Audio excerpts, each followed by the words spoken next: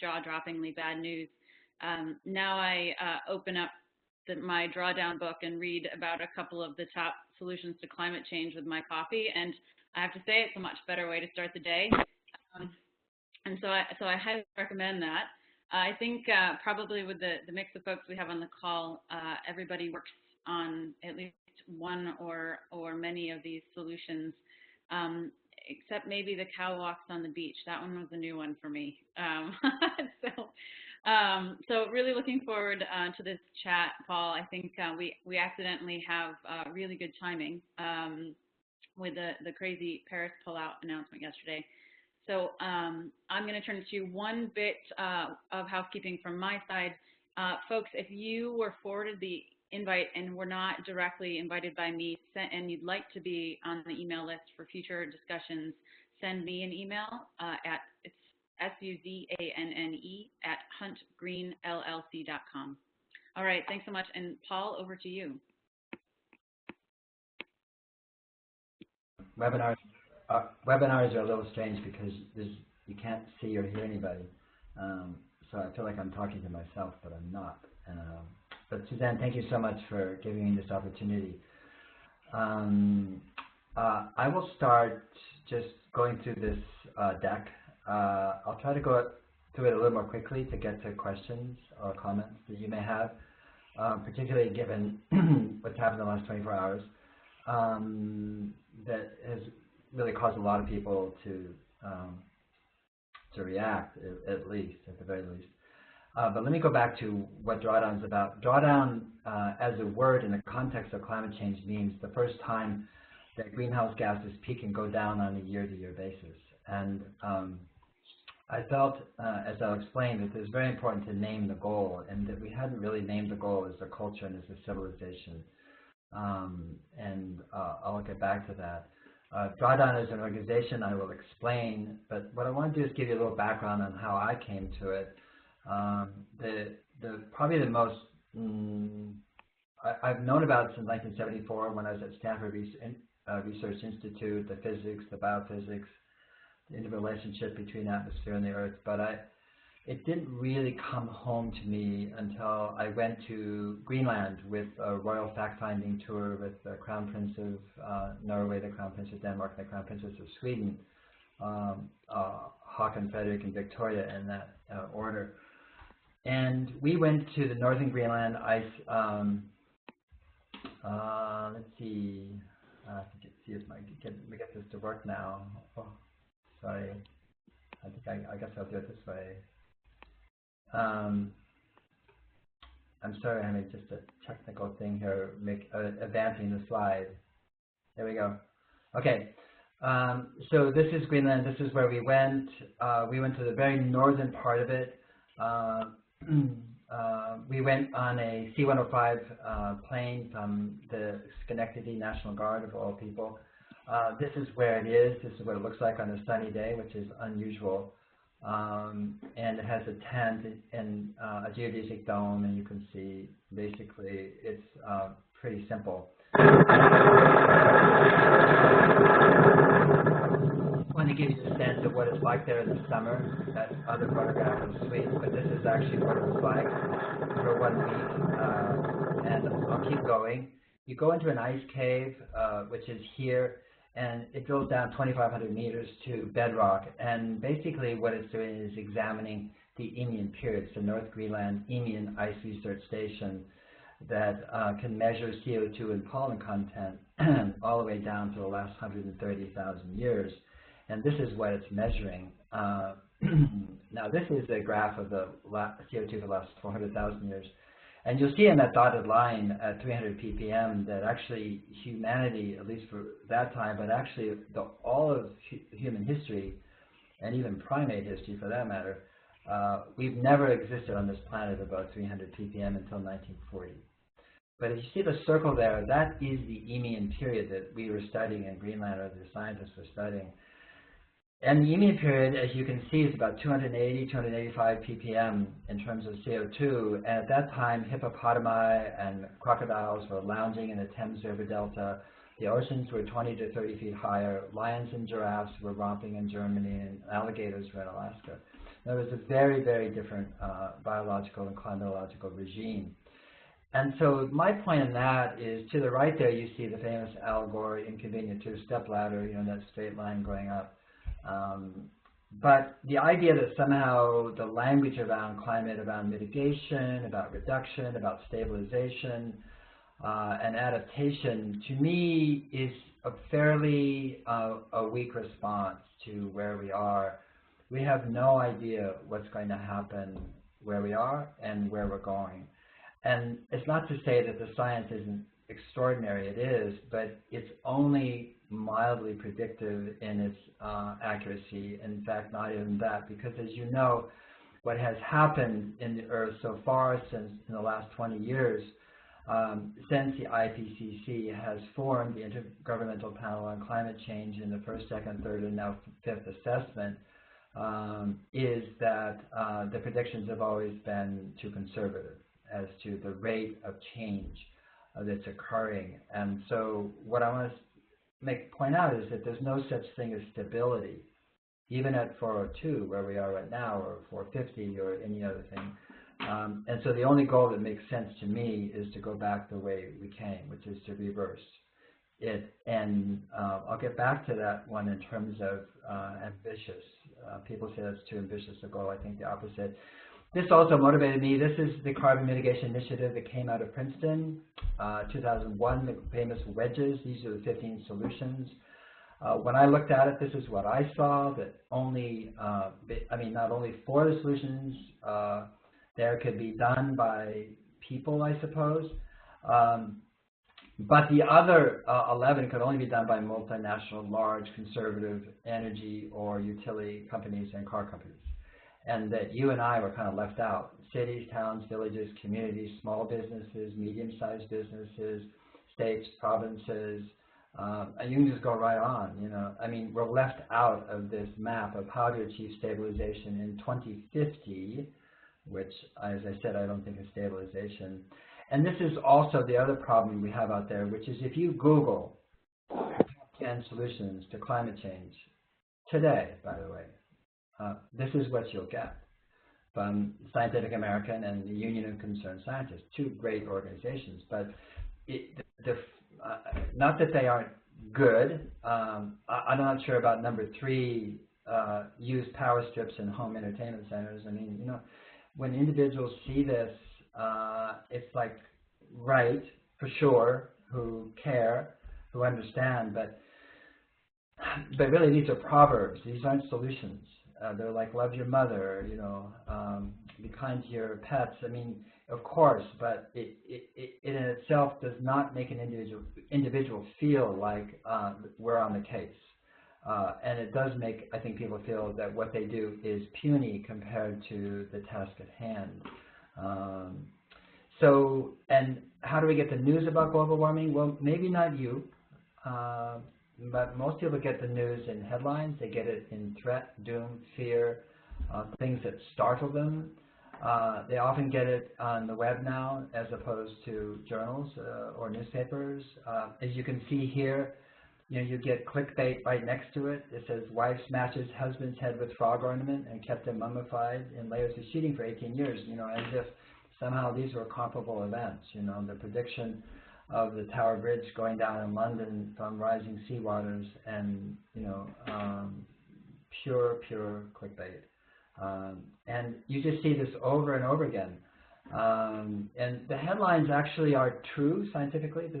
It's good science, but the way it's presented to the world is so dire. And you see this headline here says the effects, chilling study warns we only have a few more decades to reverse it, and says the effects will be felt for 10,000 years.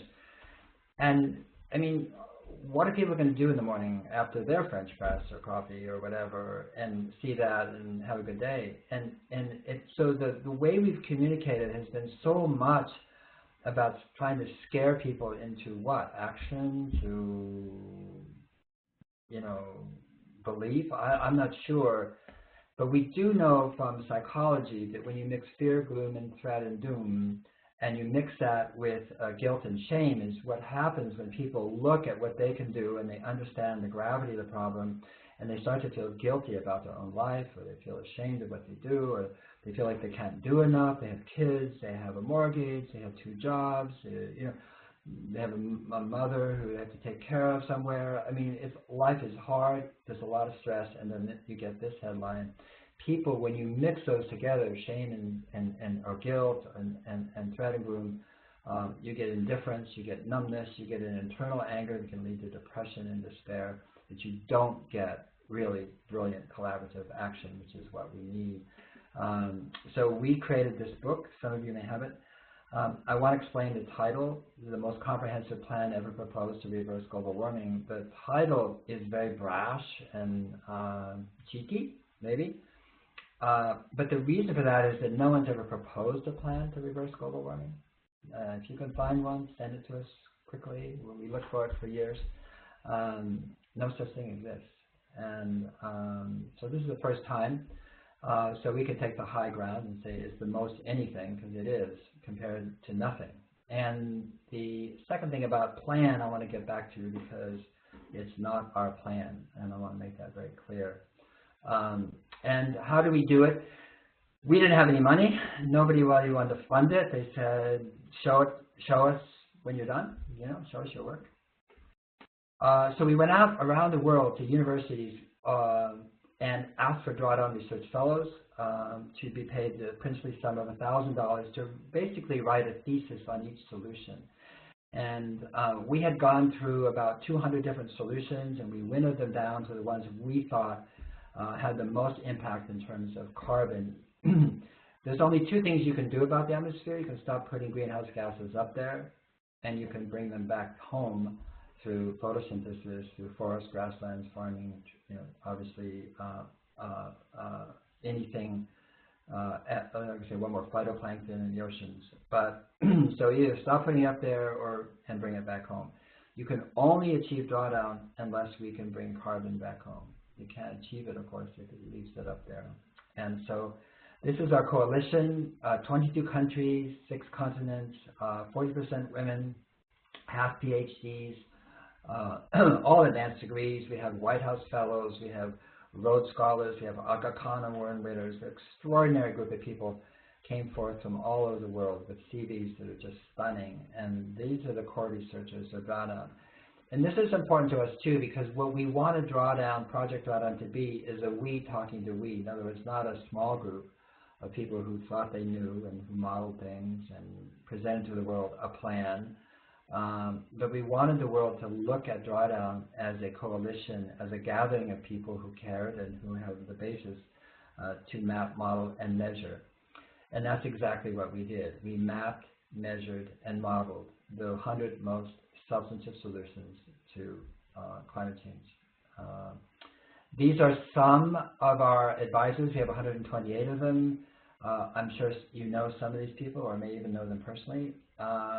They're all pretty impressive. They all were involved in reviewing the content. Not everyone. Some were busy or writing books and so forth. But most gave us a tremendous amount of feedback to the work. And then what do? We do the math. That's all we did. So what we did, and you'll see in the next slide, we measured carbon, and we measured the cost and the return, that is the economics, the finances. On the carbon side, we only use peer-reviewed science, period. No beliefs, no assertions, nobody's weird projections in a TED Talk. We just use science. And where there was a breadth in results, like in land use particularly, we use sensitivity analysis to use the low median. So we always use conservative, the most conservative numbers, not the lowest, but the most conservative in aggregate. And we did the same thing on the finances, which is we oftentimes held costs even over 30 years. We did not project rapid decreases in cost of renewable and wind and storage and EVs, which you're seeing actually, but we didn't do that. And what we wanted was people to criticize us for being too conservative. And that's exactly what happened. We have 40 outside scientific expert reviewers. We have our advisors. and the only consistent criticism we got when we presented the manuscript and the model was that we were being too conservative, and that's exactly where we want to be. We grinned from ear to ear when we were told that, because that was we don't want anybody to say, you know, the drawdown people were exaggerating or hyping or anything like that. So we did the math, and we did the math for every country for every year from now to 2050 in terms of what their energy use is. We used the IEA, the IPCC, the World Bank, the FAO, WHO. We used ARENA, YASA. We used data from the most respected institutions in the world to do our models. We did not create any data. So what I'm saying is, on the science side and on the economics and projection side, we used the data that is out there in the world, and what we did is we gathered it and modeled it in a unique way to reflect back to the world what it knows. Every solution that we modeled is in place, in hand, well understood. I call them state of the shelf, W.W. Granger. Nothing needs to be invented or known in order to make these things work. Every solution is scaling, has been scaling for quite some time. So what we measure in drawdown is what we know how to do, are doing. People say, is drawdown possible? What we say is the work towards it is happening because it is in place all over the world. So again, the data which you see in the book, and here you see it without the content, we have 4 salient pieces of data on the upper right-hand corner of every page. The left-hand one is basically the ranking according to carbon. And again, it's either carbon avoided in terms of emissions or carbon sequestered. And it's in gigatons, which is metric tons of CO2. It's also CO2 equivalents, such as nitrous oxide, hydrofluorocarbons, methane. But to keep it simple, we just said CO2. And on the right side, then you see the actual number of gigatons. On the bottom left, here you see the net cost. Now, net cost is calculated compared to what we would have done if we didn't do geothermal, where we did combined cycle gas or coal. We would have made electricity somehow. And so we chose the least expensive business as usual option and compared geothermal to it. In this case, there is a savings as opposed to a net cost, a net savings if we do geothermal. And on the right side, what you see is the net savings over 30 years. And we modeled everything over a 30-year period to see if these solutions, scaling, could achieve drawdown within that time frame. And it was a question. We didn't know. We wanted to know, is it game over? People think it's game over. Do we have a chance? Do we have the tools at hand or the solutions at hand? And I want to say one thing here on a cautionary note, too, because I feel like the rhetoric we've gotten around, I say rhetoric in a pejorative way, but the rhetoric we get around climate is that if we go to clean energy, you know, solar, wind, and drive EVs, Teslas, or whatever, Nissan Leafs, and we reduce our meat consumption and stop cutting trees, that we get a hall pass to the 22nd century, and that's just completely not true. That is not true at all. Even those are crucial solutions. No, I'm not diminishing them so much as saying that no one has really looked at the whole system as which is by definition the whole, and seeing what we have to do in consort in order to achieve drawdown. You could do those first 5, solar, wind, EVs, you know, reduce meat and stop cutting trees, and emissions are still going to go up. And they're going to go up where we are now, from where we are now, into an area of extraordinary instability, climatologically speaking. So here we go. So I just want to show you a few of the solutions. This is afforestation. Afforestation, by definition, is putting trees where there have never been trees before, or putting them where the forests were lost a long time ago, like, say, the Fertile Crescent. And again, you can see the rank, the CO2, the net cost, and the net savings of afforestation. This is high-speed rail. The Japanese own this technology. The Chinese now really are the most rapid implementers of this technology in the world. This is indigenous people's land management. Indigenous people to this day are the best managers of forest lands or land in period in the world today, and that is something we really have to acknowledge. Here you don't see net cost or savings, you just see the gigatons protected on indigenous people's lands. This is improved rice production. Rice is a significant source of methane emissions. Is caused by in any anaerobic environment where you have vegetation. You're going to get methanogenesis. Methane is 28 to 34 times more powerful than CO2 in its global warming potential, and so it's a significant greenhouse gas. This is onshore wind. One of the things we try to do is, in the imagery is to kind of break it up, because there's too many cliches around these solutions, like an imagery cliches. In this case, what it is a hill, it's green, got wildflowers, and on top is this beautiful wind turbine against the blue sky, and there's children playing in the foreground. You've seen that, maybe you haven't seen it, I've seen it. That's a terrible regime for wind, and it doesn't really give you, it's sort of abstract. This is onshore wind. You can see it's number 2, the ranking, extraordinary contribution. And you can see the net savings over the next 30 years is 7.43. It says billion, actually it's supposed to be trillion. That's a mistake on the slide. Forgive me. This is offshore wind, and this is a good wind regime. It's the North Sea, Sheringham Shoal, Norfolk. Terrible weather most of the time, and it's a great place for wind turbines to be. This is rooftop solar. We normally see rooftop solar from a drone shot over Atlanta with 3-car garages, covered with solar panels and things. Kind of just another form of American materialism. This woman is an Uru woman. She lives on Lake Titicaca and 12,000 feet. It's a straw island. She has to replace the straw every 3 months in order to stay afloat, or it'll sink. These are her daughters. She used kerosene to light her home until she got the solar panels. So her smile means it's not about renewable energy. It's about safety and her ability to educate her children at night and to work at night in a way that is not only safe but healthy. So this is rooftop solar number 10, $3.46 trillion. This is the Kermode bear in the Great Bear Forest, and this is forest protection.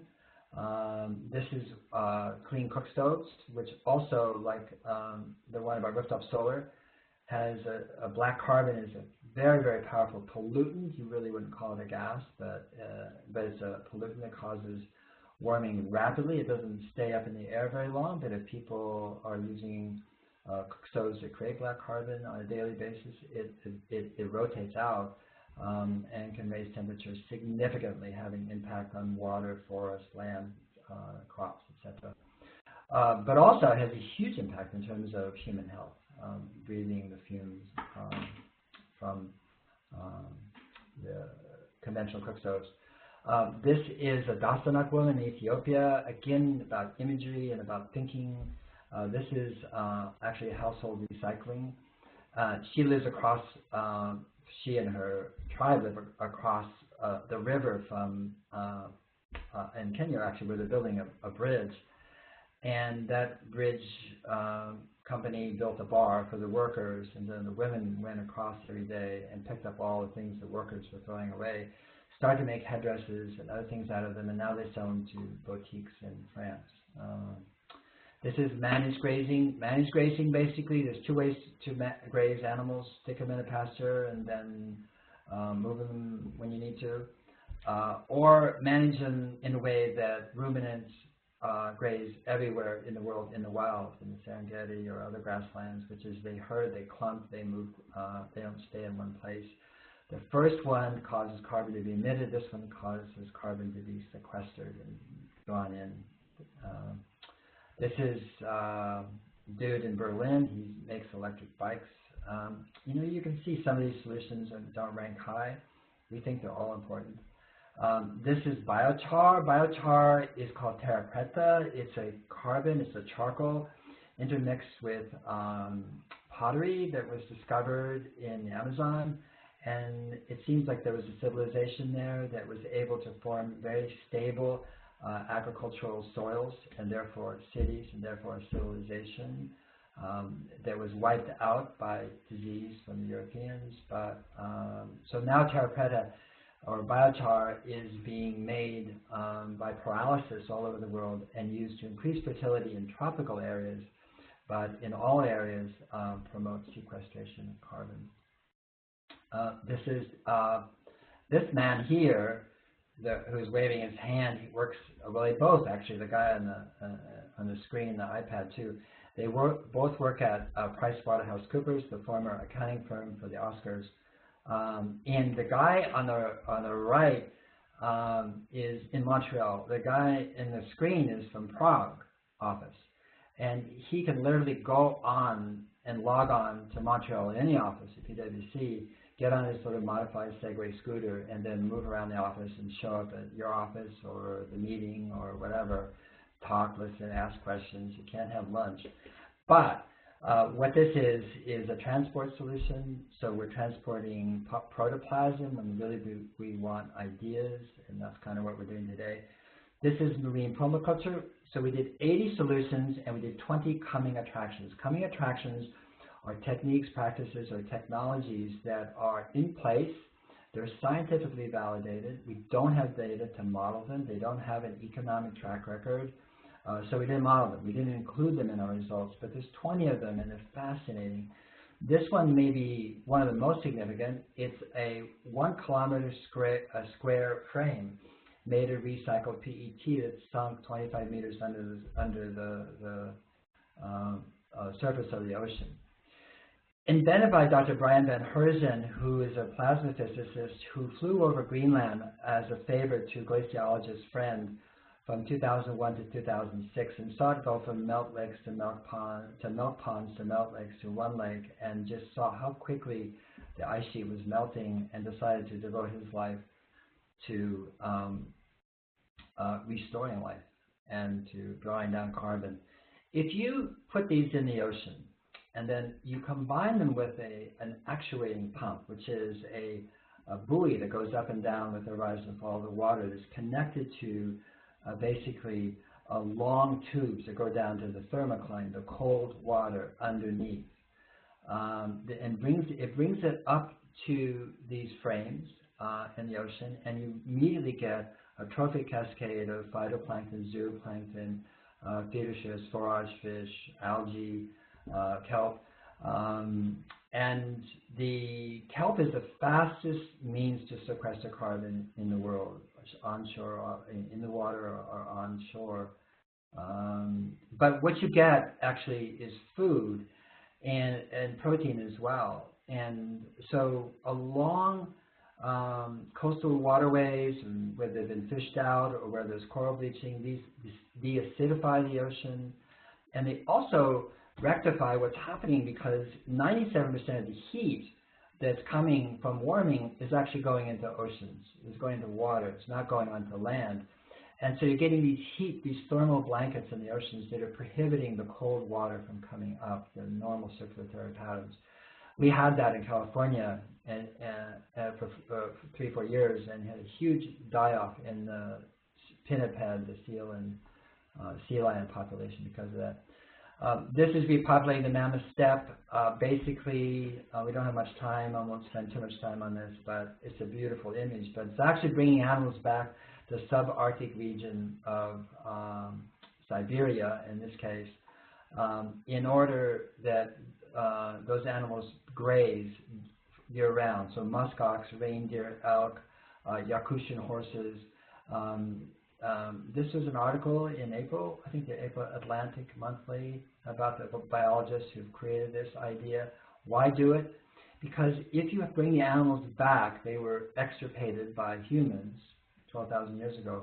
If you bring them back, They, in the winter, brush the snow away with their snout or their paws or their antlers or whatever to get to eat. And when they do, it lowers the temperature of the ground by 2 degrees centigrade, which is essentially a permafrost protection plan. This is hydrogen-boron fusion. The company's been in stealth for 17 years. I was invited in as a journalist 11 years ago. I was very skeptical. You should be of fusion. It's been the technology that's always 30 years out, and the governments dig big holes, put lots of taxpayer money, and then with bulldozers bury the money, never to be seen again. And that's basically the story of fusion for as long as it's been worked on. It's very difficult. It's making starlight on Earth. That's a difficult thing to do.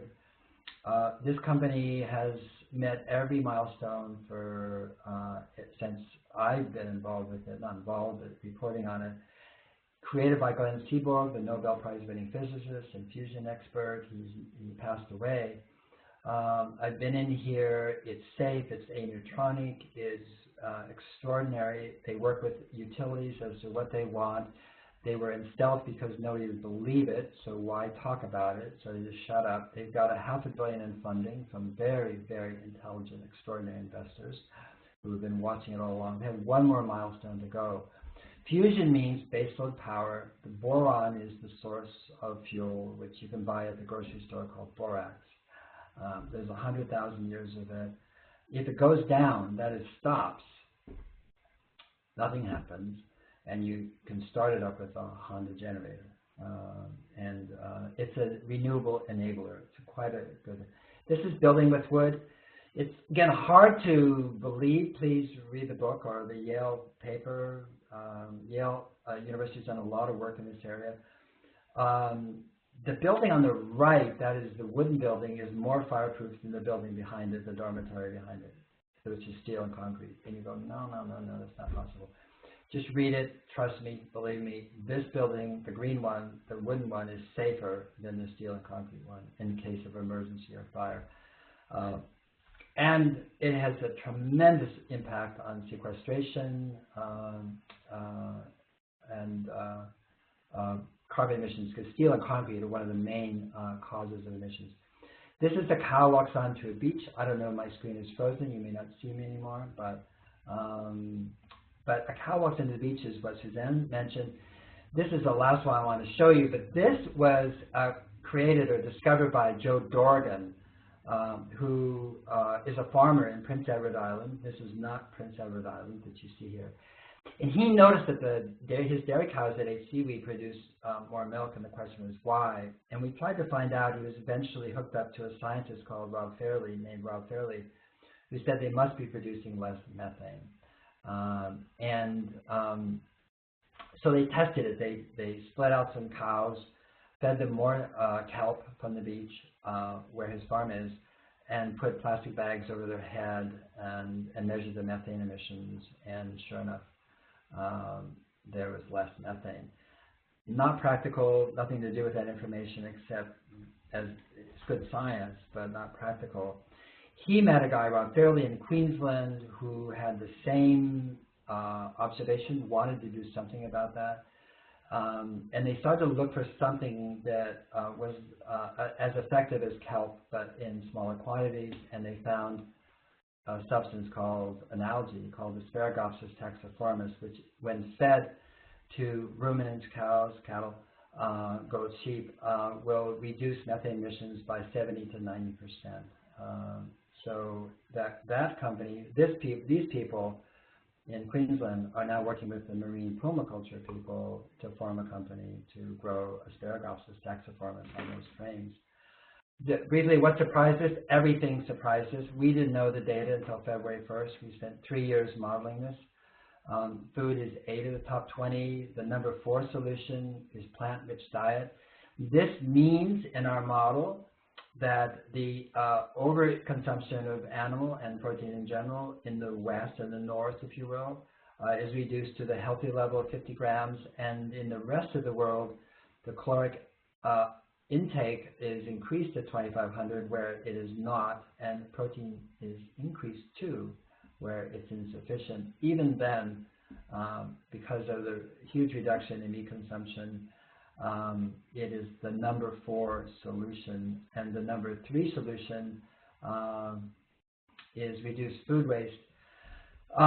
This one, again, it surprised us. We didn't see it coming, but then when we looked at the data, it makes total sense. Food not only is a long supply chain, about 10 calories for every calorie we eat, but at the same time, 30 to, some say up to 50, but maybe 40, but of the percent of the food in the United States is thrown away. And some at the farm, some in processing, mostly at home, mostly in restaurants. And most of that still goes into landfills, which produces methane. So we saw food became a larger sector. Food includes land use, then energy. I want to be careful about energy. Actually, energy is number 1, but it's buried in a lot of other places, transport and actually food, even land use. Energy is electrical energy generation, so not just energy. The top solution was refrigerant management, hydrofluorocarbons. They're 5,000 to 9,000 times more powerful than CO2. Not a real sexy number 1, but actually the real number 1 is wind. If you take onshore number 2 and you take 22, which is offshore down there at the bottom, you'll see that it's number 1. But I think the surprise for most people is this one, which is educating girls. Educating girls is a number 6 solution. And basically, the difference in this scenario is girls are pulled out in many places in the world at 5th and 6th grade or at puberty. And their reproductive life is really determined by their family, their culture, their religion, really a combination of all 3. And their average reproductive rate is 5+ children. If she is allowed to stay in school and then become a woman on her own terms, or at least more on her terms, she makes very different reproductive choices. An average of 2 children, she earns more money, she puts more resources into her sons or daughter, and those children also have the same pattern of getting more educated and having less children. And so, in a sense, she moves to family planning through education. This is the other half of that, which is actual family planning, which is clinics all around the world that basically support women's reproductive health and choices. And the two together, when you put them together, the 59.6 twice is 119.2 gigatons. It is the number 1 solution. It's all different ways to look at this. I'm not so much into one rankings, but it's telling. And the only thing we're measuring here is the difference between the high and median UN population in 2050, which is either 10.8 or 9.7 billion people. And that's all due or not due to family planning. Remember this slide here. This is the Princeton Carbon Mitigation Initiative. This is what it looks like a la drawdown. This is what the solutions to climate change look like. They don't look like equal pieces of pie, wedges. They actually look like this. And again, this thing about we tend to think, well, focus on the big ones. And sure, you can get more done, I suppose, more leverage, but actually they're all important. And I say there's no such thing as a small solution. They all have impact not only on carbon, but impact that are beneficial to people, to work, to prosperity, to health, to security. And so with only a couple exceptions here, that's true for all of the solutions. And it's right on possible. That's the question I mentioned before. People say, well, our goal is too ambitious. I think most of you, or many of you, have seen this NASA simulation. And the dark, the red, the orange red, the dark red, and vermilion indicates concentrations of CO2 in the atmosphere, and you see the monthly counter on the bottom. But what happens is that as the winter progresses, and even just before spring, you get more carbon. And then what happens in May and June, where we are, is you start to see blue. That is to say, the carbon now is being sequestered. It's being drawn in by the trees that are leaving the grasses, the plants, the bushes, the shrubbery, the crops, and actually you see basically drawdown. What you're seeing here is drawdown. So every year the atmosphere reduces carbon by 6 to 7 ppm. In other words, drawdown happens every year.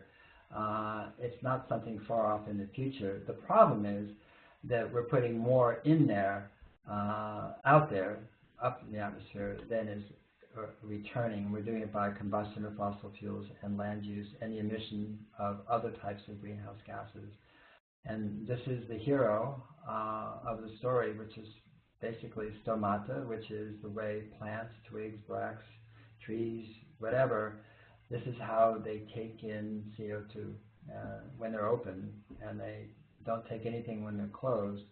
And plants are extraordinarily intelligent. I won't go into that, but about their ability to judge and estimate and calculate when's the best time to be open and closed, because when they're open, they give away moisture, which they need, but if they can't eat unless they're open. So any plant that's closed all the time, the stomata is going to die. Any plant whose stomata is open all the time is going to die. So there's this amazing plant intelligence out there that is going on all the time.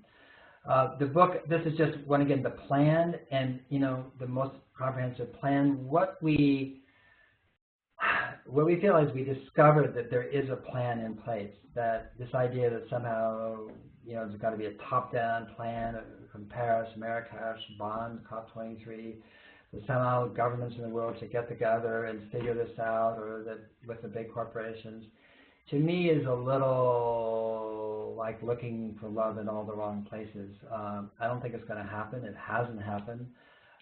But what we mapped, measured, and modeled, what we discovered, in fact, is that humanity is on the case. That we're not stupid, that we're not numb, that we're ingenious, that we're brilliant, and we care. And I just don't think that story is being told enough.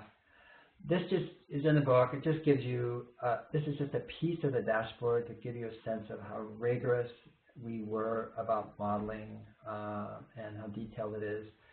This is about language. Maybe the most important thing of all, really, in Drawdown is this page, I think. And it just points out that the way we talk about climate change is so negative. It's so negative, and we wonder why people don't, rush in. We use words, lingo like decarbonization and negative emissions. Those are terms that are used. Decarbonization is not the name of the solution, it's the name of the problem. We decarbonize the earth through the combustion of fossil fuels, coal, gas, and oil, and our land use and deforestation, and put that carbon up there. And so I find it very confusing to say the deep pathway to decarbonization. We don't want to decarbonize, we want to recarbonize. We want to bring carbon back home. Negative emissions refers to sequestration. It's just odd language. There's no such thing as a negative emission. It'd be like a negative tree or a negative car. It doesn't exist if it's negative. But more importantly is the verbs we use and the metaphors. We're using the verbs and metaphors of war when we talk about our atmosphere. Like the fight climate change, combat climate change, slash emissions, I saw it everywhere this morning, yesterday, rejoin the fight, doesn't matter, he's not fighting, we're going to fight climate change, join us, give us money. Everybody was asking for money yesterday, I noticed after the press conference. And to me, this is so bizarre, the language, because first of all, you can't fight change. Fight climate change, the modifier is climate, the noun is change. Fight change, fight change, fight change. No, the atmosphere is supposed to change. It changes all the time. It is a blessing. It is a gift. It creates this extraordinary boundary that allows life to exist on Earth. What we want to do is reverse global warming, and that means we change our activity here on Earth.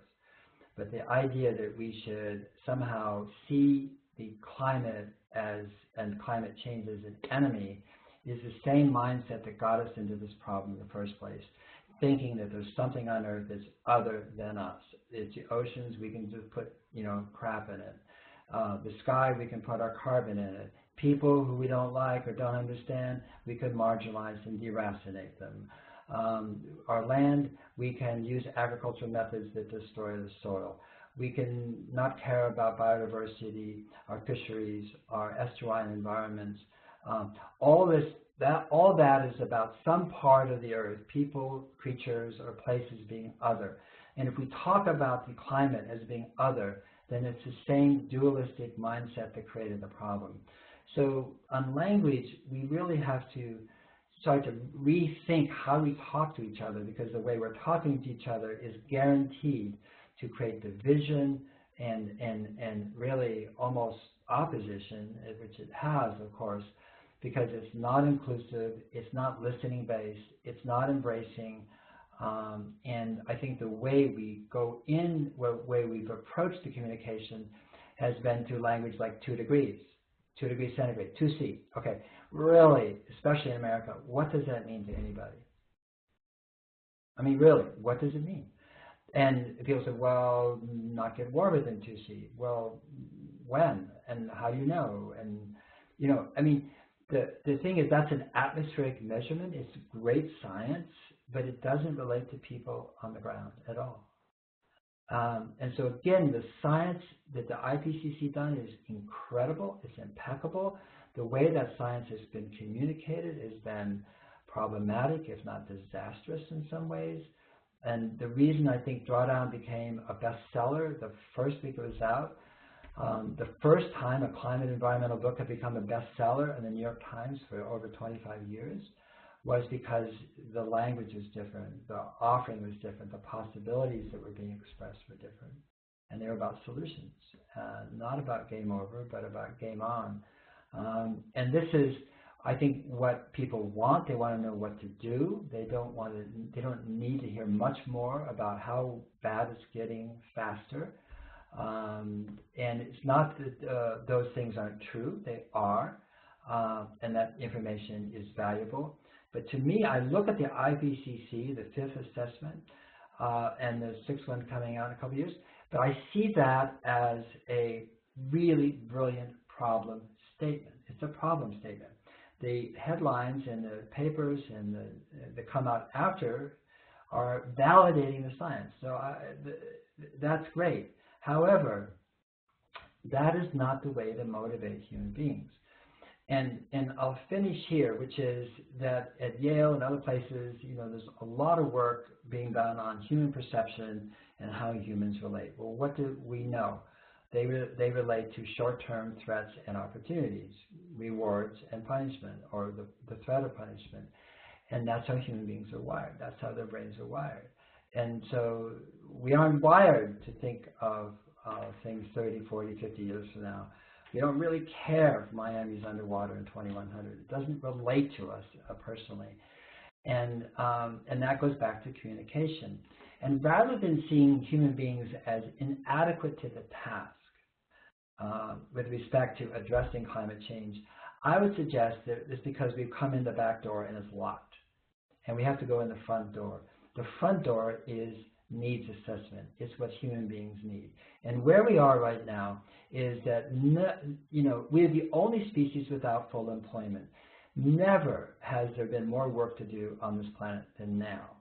And what we need to do, and what we are doing, is create regenerative development pathways, implementing these solutions that create employment, education, security, food, productivity, that the solutions themselves don't have to be carbon sequestering or carbon avoiding. They just have to make people's lives better, and those outcomes are there, plus the fact that they're climate solutions. So I'm just suggesting that we have to rethink how we are approaching the world as opposed to an all-out emergency, which it is, by the way, and everybody should be adrenalized and do something quickly, which in essence actually makes people frozen in their tracks.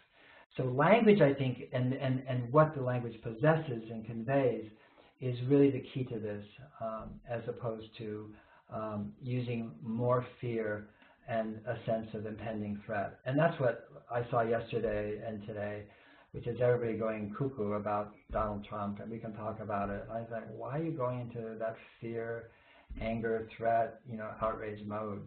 Everyone knows, that he's illiterate and that he's ignorant and that he's motivated by a narcissism the likes of which he's never seen before. So what's the surprise yesterday, since the United States has done everything it can since he was elected to not meet the NDCs, the nationally determined commitments that were agreed upon in Paris? Yesterday was not a surprise at all. Anyway, I'll stop right there, and thank you. I don't know if you can see me. I'm looking frozen on my screen, and I will stop and see if I can hear you for questions. Thank you so much. Thank you, Paul. That was tremendous. We really appreciate it. We have gotten a few questions, and we have a few of our own, and I'm sure that one question is, is this going to be made available later? And we did record, we are recording today. So with that, I will hand it over to Suzanne. Thanks, Pat. Wow, so game on, not game over. I think that's going to be our tagline for this group. So, you actually, Paul, answered a lot of the questions I was jotting down. What surprised you? How do you get through to folks? But it occurs to me that this issue of mindset and changing mindsets, to me, seems like that's the core of moving forward. I think in my career and a lot of folks I've worked with, we start working on science, and then we realize we have to work on policy, and then we realize that policy is driven by money, so we start working on finance, and then we realize that we need to work with businesses, and then eventually we realize that it's just humans and human nature, and we have to work on the human aspects. So it sounds like that's where you've gotten to, and so I wonder, where do we go with that in terms of changing mindsets and changing the way we communicate? Do you want to share more thoughts on that? Yes, I agree. I agree with you. All the other things we're doing are important at the same time. It's not that, well, we'll just go to mindset and the rest will take care of itself. This has to be a full court press. So I am not, in a sense, marginalizing or diminishing anything that anyone is doing anywhere. I'm not saying that. I just want to be more effective than we are so far. More people watch the finals of Eurovision in Spain than are in the world's climate movement, the entire world's climate movement. And that's the worst singing contest in the whole world. It's awful. So that's feedback to us collectively, which is this working? And, the people spent hundreds and hundreds and hundreds of, foundations have spent over $2 billion, the big climate granting foundations in the United States and Europe, trying to change mostly U.S. policy, and look where it got us. So, again, it wasn't a very effective use of $2 billion. And I feel like in terms of mindset, that mindset also involves listening. That is, the world wants to be heard, not just told. And the classic example is coal miners. Coal miners in generations past, my great-great-grandfather was a coal miner in Colorado, from Cornwall. Coal miners have been dissed and marginalized and basically told that they're valueless. And these are people who gave up their health and lived in not the greatest circumstances, in most cases, for generations, and lit and powered America. And how did we treated them? We treated them as if they're pariahs. And then we wondered why they vote for a demagogue. And so I do think that the climate movement has to actually have bigger ears and to really listen to what people's needs are and try to understand how to address those needs. It seems slower, but actually slower is faster than trying to use force. And that's what we've tried to do in some ways without knowing it. I just saw an EDF ad a week ago. It showed the polar bear on the ice floe looking confused and said, "Fight climate change, donate to EDF." And by using, charismatic species and calving glaciers, all that sort of stuff. Again, can we move away from threat? And the thing about game over is interesting. One of our advisors, we have several Brazilian advisors. We have a Brazilian team, Pedro Diniz, and also Giselle Bunchen, the model, and who's an extraordinary woman, I want to say. As she said, she may have gotten a good package when she was born, but underneath that is this extraordinary woman. But we were in a meeting with the Brazil team in LA. They had flown up, and Tom Brady was there, and Tom is her husband, and the winning quarterback, in the Super Bowl. But I asked him, for those who don't know the game, I didn't watch it either, if you didn't, but basically they just got squashed in the first half by Atlanta, and people were turning off their TVs and walking out of the stadium. It was historically game over. But I asked Tom, I said, in the locker room, did you guys think it was game over? And he just looked at me like, said, we never think that way, in a very calm way. He said, it just never occurs to us. I said, what did you do in the locker room? He said, well, usually we study a team's strengths before a game, and offense, defense, and at the halftime we study their weaknesses. And the metaphor there, or the analogy to a team's weakness is, where are the openings to us in terms of climate? And as I said, I think those openings are in people's needs. What do you need?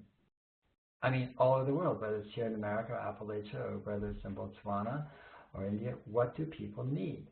And I think we're at that point where the solutions to climate change are more profitable than the problems were. And at one time, the problems were much more profitable. It was much more profitable to pollute and damage.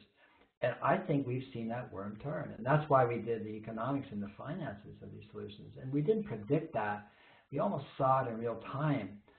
Wind is the cheapest form of new electrical generation in the world today, according to Bloomberg and Goldman Sachs and JP Morgan, not us. And so I think we're at that threshold where regenerative agriculture, where regenerative marine practices, oceanic practices in farming and cultivation, where clean energy, net zero homes, which are mandated in California, I think by 2025, I think what the law is, electric transport, etc. We're looking at a real revolution here, not only in technology, but actually in economics. And I think we can go out to the world based on a needs assessment and what people need, and the techniques, practices, technologies that meet those needs actually meet the needs of the atmosphere. In other words, regenerating the atmosphere now is the same as regenerating the environment and regenerating the economy. That they're all three the same thing. And I really, and if we talk about that way, and we look at it as addressing poverty, addressing hunger, addressing so many issues that cause terrorism, that cause crime, that cause further environmental degradation, I think we have a much faster, sure way to bring us all together in a way that's collaborative. We were collaborative, 200 plus people, and we modeled that behavior as an organization. That I was going to say amen, but that sounds religious. Yeah, that's absolutely couldn't agree more. So I all day, but we have a bunch coming in now. So I'm going to, Paul, is it okay if I give you a couple at a time? Oh yeah, sure. So we're at the hour, and if you're willing to keep going, we've got. Yeah, willing to keep going. Yeah, this is the best part question. Exactly. Okay, so Kathleen Draper asks, who's a biochar aficionado expert, asked, did you give any thought to rating solutions by other ancillary benefits that are provided by solutions, e.g. UN, SDGs, reduce poverty, hunger, clean water, etc.? And then Kristen Lewis in Boston, who is a transport specialist, asks about afforestation. She's saying it's a valuable approach to carbon sequestration, but how do you reconcile reforesting areas deforested centuries or millennia ago, e.g. Fertile Crescent, with the need to conserve the ecosystems that have established there in the meantime? Okay, on the first one, in terms of ranking, we want to keep the ranking in the book simple enough so that it didn't overwhelm with tables and numbers and so forth. The website, in fact, originally we were going to rank them by carbon, 1 to 100, and then we were going to do it by agency, individuals, communities, neighborhoods, cities. We didn't do that. We did it by sector. But the website is being developed, and the website then will have ways for you to reassemble the solutions in different manner, one by agency, for sure. I think it's hard some of the rankings are really hard to measure, and we certainly talk about them and we write about them in the book, about the ancillary benefits or the positive externalities. But to actually measure each one, and we only measure using science or papers, there just isn't that there isn't that kind of consistent measurement of the solutions in terms of different externalities that are positive. So it makes it more difficult. But we are going to have educate on every solution. Those you want to learn more, here's you learn more, here's activate if you want to do it, and then we'll putting up methodology, which is how do we model it in the first place. That goes up, and then we will try to do short form videos too, so that they can be spread about solutions. But I think it's, I mean, it's a point well taken by Kathleen about the other positive externalities is one we try to make very, very clear. But you won't be able to reassemble the data in all the ways that you suggested, although it'd be a lovely idea to do it. In terms of reforestation versus afforestation, you have places in the world, in the Fertile Crescent, where the land has been semi-desertified because of lack of trees. So I live in Marin County. I can see the GGNRA from where I'm standing right now. The GGNRA is where redwood forests were, and people don't know that. And they think it's the way it is when they walk in it, which is basically chaparral and invasive grasses, and they think it's natural. So afforestation, where there used to be trees before, is not sort of going into farmland or existing farmers, that have productive farmland. It's actually a restorative practice because it restores the watershed and the water retention capability of land, which then feeds rivers and streams and farming and irrigation and agriculture, lowers the temperature overall, and then increases biodiversity. So, but look, there's a lot of insensitive afforestation going on. We highly recommend multi-story afforestation, not the genetically modified sort of soldiers, in a row. Anyway, thank you. Great. Thanks, Paul. So one question, Paul, I want to just put in the back of your head for today, but in the future, is how our network of women who work on these issues and all of our allies, what we can do to help you in your work. So feel free to come back to us at any point with thoughts on that. Irene Weiser, who's doing some great work on energy transition in upstate New York, asks about you using the 100-year timescale for methane potency instead of the 20-year, and why you chose to do that.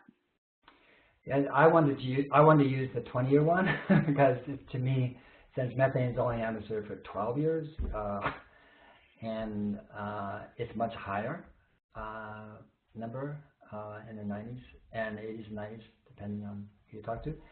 However, I was convinced by my advisors, who are IPCC lead authors, to use the IPCC number, which is the 28 to 34. But I agree with Irene, that personally. But again, being a science-based organization, we really want to be consistent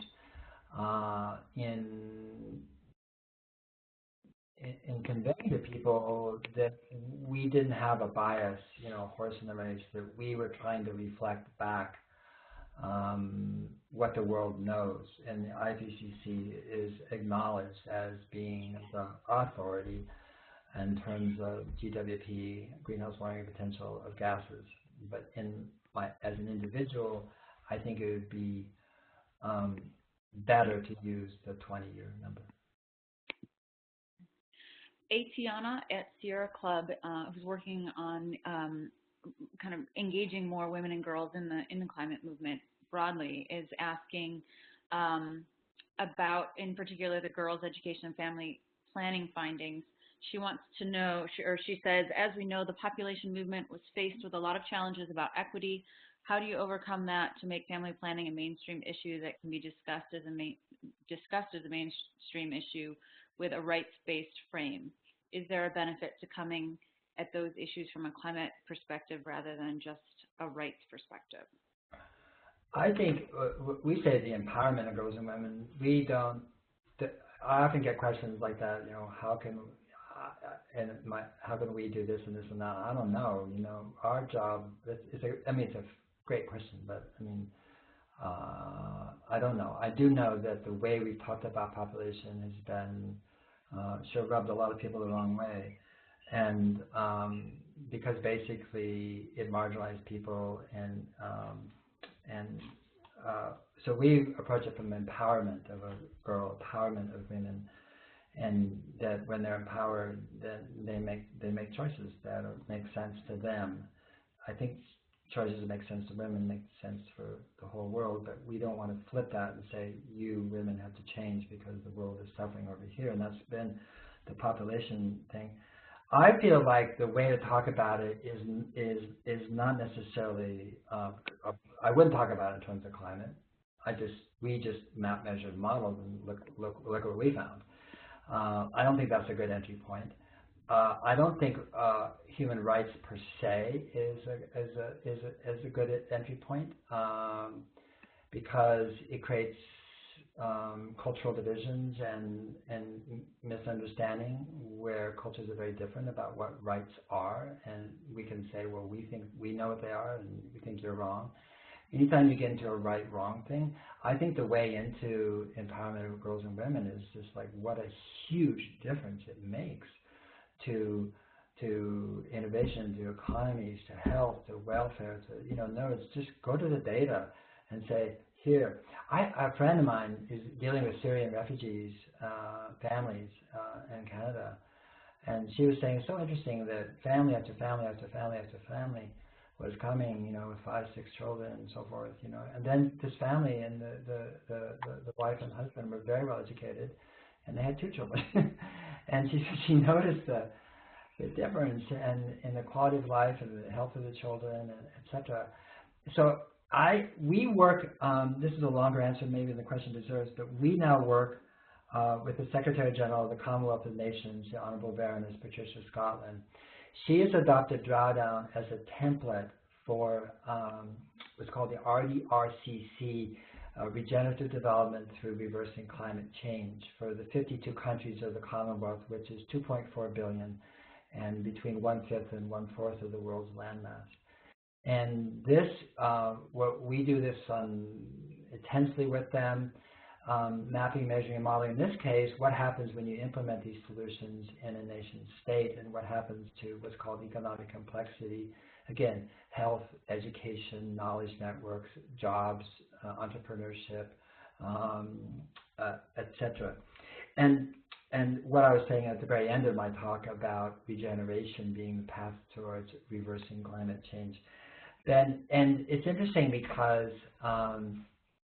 in some countries they do an excellent job with respect to some of the Commonwealth countries, some don't, and even some of the developing countries do an excellent job and some don't.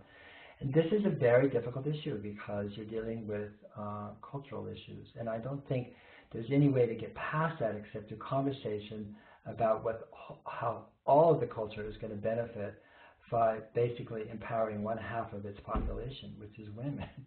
And I just think that's coming through. I've heard about people and groups that do that and have those conversations on a village level to initial great intransigence and the kind of the sort of dawning awareness that everybody benefits. I think that's where I would go with it, as opposed to, well, she has a right. Of course she does, but we know that. But I don't think that's the way in. That's really helpful. So we have a few more questions coming in. So do you still have? Yeah, fine. Okay. Yeah, good. Wonderful. So Betsy McKinney, who's been doing a lot of work to gather women broadly across the country on all kinds of issues, had the same question I had about how our group can help you. And then she'd like to know if you could talk a bit more about the movement building going on around Drawdown. We have a few other folks saying that they'd love to have you do webinars with their organizations, their national nonprofits and whatnot. I'm sure you get a million requests all the time. Another woman is writing in and asking if you could say a bit more about how we can communicate better around the importance of educating girls and improving access to family planning and the impact that will have on climate change. And then Susan Tarka-Sanchez out in California, who's done a lot of work with big corporates in sustainability, is doing a lot of work on circular economy and consumer product manufacturing. Let's see, sorry if this is long, is related to manufacturing with, you know what, let me summarize this, Paul, if you want to take those first two. Yeah. Oh, you want to summarize Suzanne's? Yeah, I'll shorten this, okay. And then we'll hit it later. Okay, Betsy, and the previous question about how to help, well, as an organization, we need resources, and for sure, where our resources go are to the Commonwealth, the 52 countries. That work, it goes to the maintenance of the ongoing research, and it goes to communication and partnerships, curriculum, next generation science standards. All these are being requested of us. A children's book, and then our fellows, which you saw, we've trained them, we've media trained them, so we have spokespeople in 22 countries, and so we want to train as many people as possible who can speak about this in an intelligent and informed way, as diverse as possible, so it's not, with all due respect to myself, you know, some charismatic white male vertebrate going blah, blah, blah. We really want people to see each other in those who talk about this everywhere in the world. So we definitely need resources. We haven't been very good at doing that because we've been so busy creating the book and responding to the incoming, and so that's our bad in terms of development, but nevertheless the need is there. But in terms of webinars, please get in touch. It can be paul@drawdown.org, Paul, or info. I actually even have one called the idiot@drawdown.org. That comes to me too, but whatever you want. And that we can respond to that.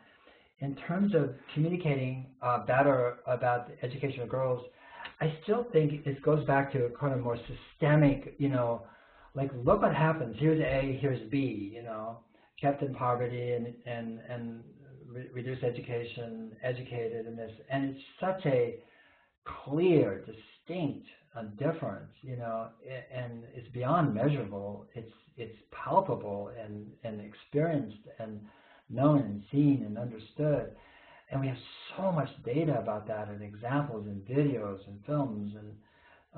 And I just think it's a matter of being gentle. This is now the opposite of how you insert that information into places where that isn't happening, you know, whether by custom, superstition, exigency, or extreme poverty. It's happening.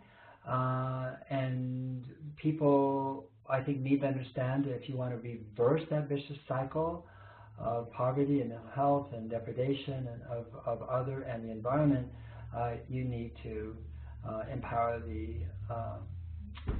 all of humanity not just some of it. It's got a funny comment though. You know, I was with the 52 High Commissioners, which are the ambassadors of the Commonwealth in London 2 weeks ago, and the woman ambassador from Grenada, she made a very important comment, in which we do say somewhere about. She said, "We educate our girls very well, very well in Grenada." You know, I said, "It's the boys that need education; they do the devil's work." And so I have to say that we also really have to. We want education for everybody. You know, everybody needs to be better educated and better schools. It's just that the schools that are set up in many, many parts of the world, the women peel off because of lack of latrines or other reasons, and so that's why we focus on it.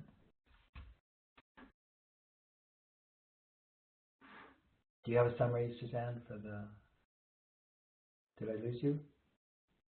No.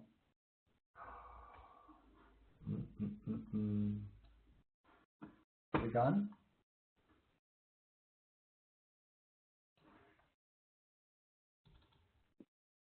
Sorry.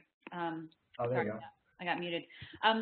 So yes, so the summary is as corporations are shifting away from manufacturing and therefore less transparency, how do we address the manufacturing crisis quickly?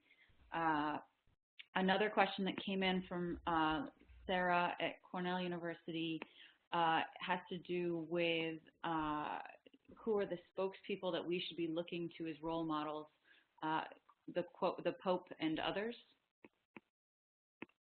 Okay, in terms of manufacturing,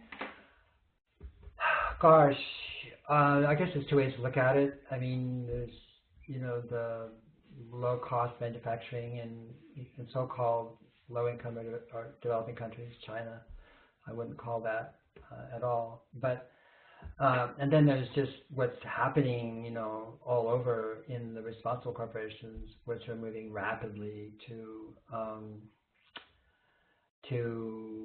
methods that address everything: human health, the planet, the environment, and the atmosphere. I think that, you know, Ellen MacArthur and a lot of people are doing a lot of good work here. I know that in Europe it's more advanced than we are here, I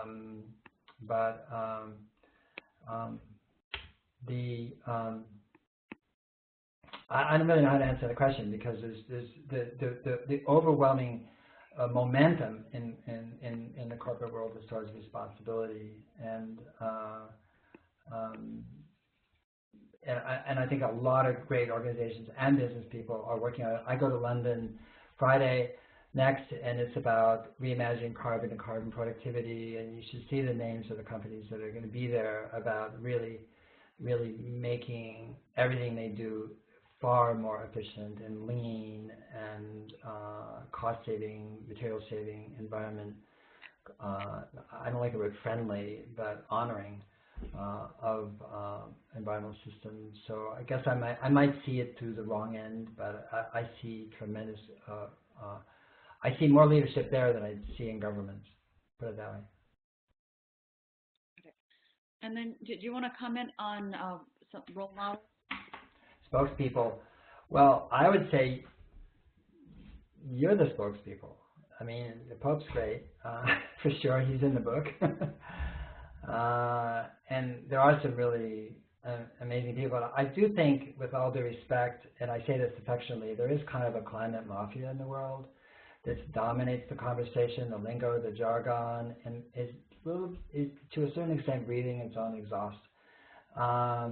And that's a circular conversation, which I don't think is healthy. And it's a very small group of people, and funders and NGOs and government leaders.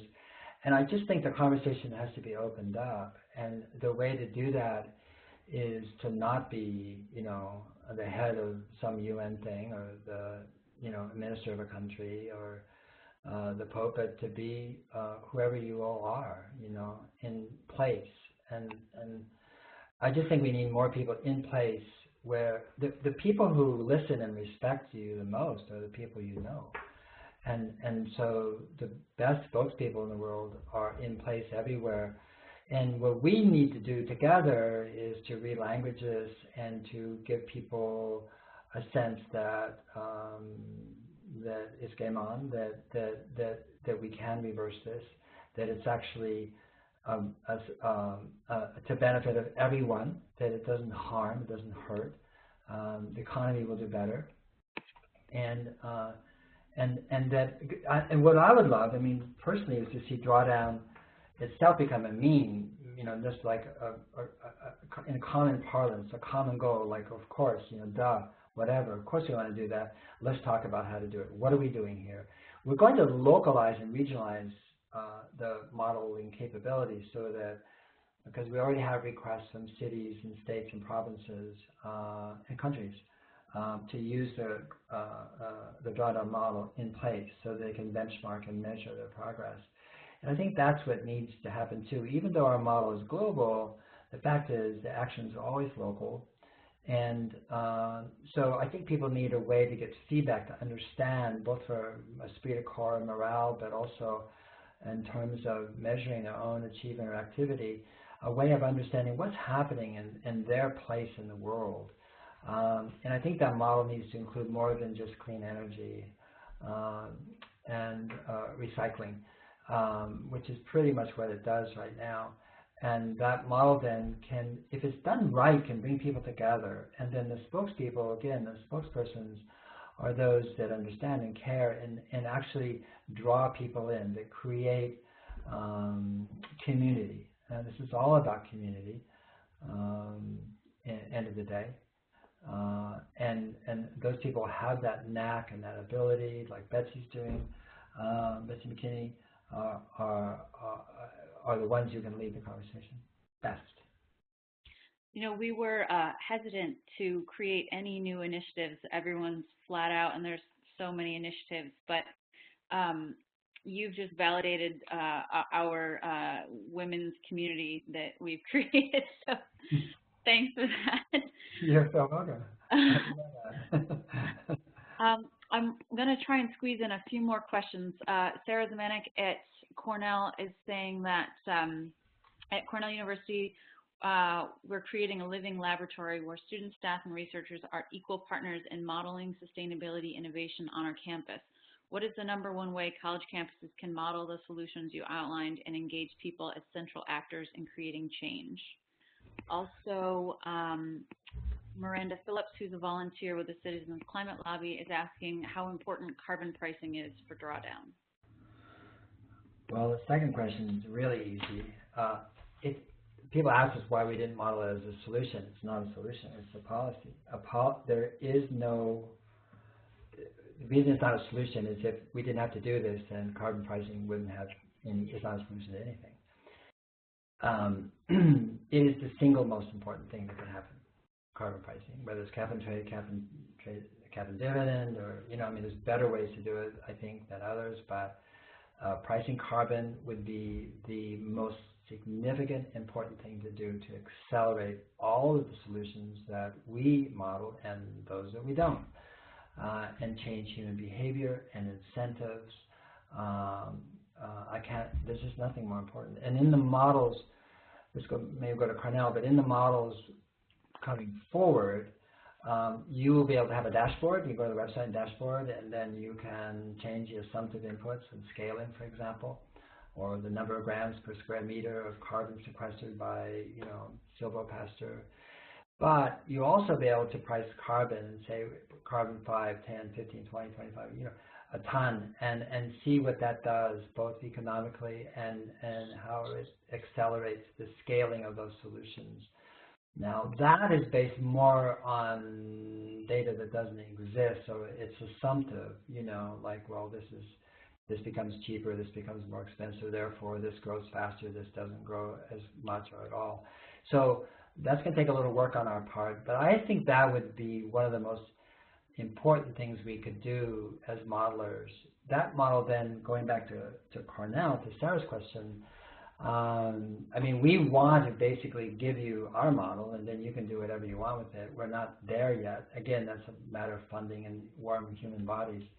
But that's our intention, so that you have something to start with for Cornell or Ithaca, wherever you draw the line, and then say, okay, you know, this doesn't apply to us, this does, and we're gonna, you know, we're gonna change it so everybody has it, you know, everybody can see it, everybody can see the outcomes, everybody can see it, and actually, you know, play with it. And I feel like if people can do that in a way that is instructive and fun, that you can get more people involved with it. There are video gamers who want to come in, not make a game of it, a video game, but essentially make a game of it too, which is, you know, to say a high school student, say, here's $1 trillion, you have 10 years, come back tomorrow, let's see who did the most. You know, where did you spend your money, and what did you do? And so we would, Sarah, I'd be happy to connect you. There's nothing we can give you right now, but to connect you to our research team, the modeling team, and because what we learn from you, like, this is what you want. Is it, okay, what are we doing? If we're doing something that people don't want, then that's foolish. So the very fact that you're doing that on a campus-wide basis is so interesting, because if you do that, or we work with you and we can accomplish that, there's a whole lot of campuses here in North America and elsewhere, and I think students would want to do the same thing. Well, I think that is a perfect way to start to perfect question to wrap up on. Hopefully we got to everybody's questions. Paul, did you have anything else you wanted to say before I do a quick wrap up? Yeah, I have a little morale thing here for Perfect. First of all, just about our esteemed president, you know, look at, he's got the moral weight of a lentil, okay? So he really has no influence in the world, none. And we have to distinguish between force and power. He can force things, he has no power at all. Really understand, this is the powerlessness that you're seeing exhibited in his behavior. So number one. Number two, you have to ask yourself this question. It's a very important question, and it's a propositional question.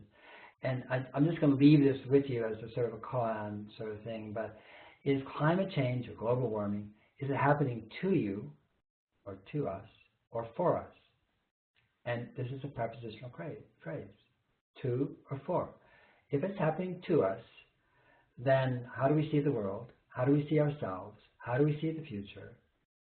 Do we see ourselves as victims? Do we see other people as bad?